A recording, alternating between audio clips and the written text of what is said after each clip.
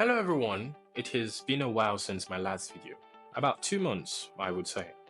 I've had a lot on my plate since content creation is not a full-time job for me, but I assure you that the idea of stopping this project hasn't crossed my mind since this is something I desire for myself. So, let's dive back in. There has been a lot of work during this period which has yielded into an idea for a project on the development of memory in children. I would be making that into a series. In this series, we want to find out if children do have the capacity to store and retrieve information in either short-term or long-term memory. Furthermore, there would be an inquiry into the concept of infantile amnesia, a term used by researchers to describe the blank period of our lives before we turn 4. To commence this inquiry, we will delve into the development of short-term and working memories in infancy. In working on this topic, I discovered that the literature lacked a key piece of knowledge necessary for mapping out the development of working memory in infants. This led to writing in the pursuit of a certain area in working memory, which would be slightly dealt on in this discussion. And also there was an article which I posted on Medium that might give you a hint on the idea being pursued. You might want to check the description to find the link. In addition to understanding the development of memory in children, there would be a discussion on the development of long-term memory. It would be incomplete if we discuss short-term memory and working memory and not talk about long-term memory. For anyone that has followed my videos, you would know that in the last 3 videos we've talked about short-term memory, the capacity of memory, and also long-term memory.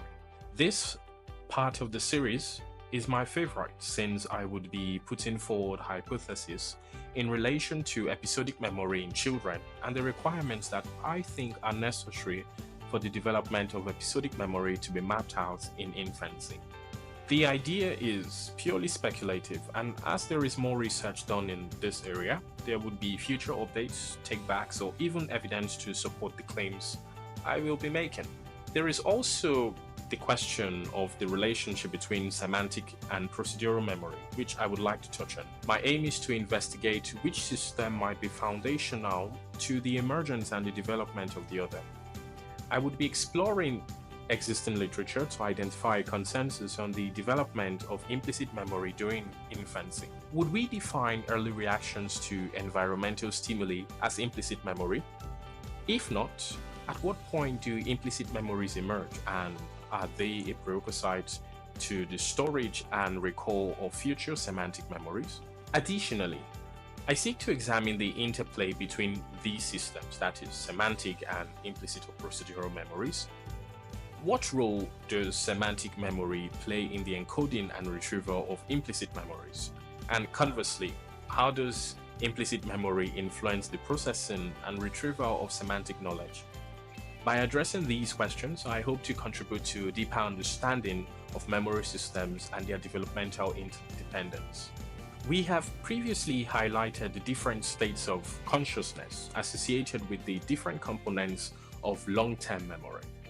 This is also going to be a staple as we discuss long-term memory in children. While the systems of long-term memory might be defined into strict categories, that is, noetic, autonoetic, and anoetic consciousness, there is an intrusive thought on the possibility that certain kinds of information may align between these states of consciousness, proposing the hypothesis that consciousness in relation to memory might be on a continuum.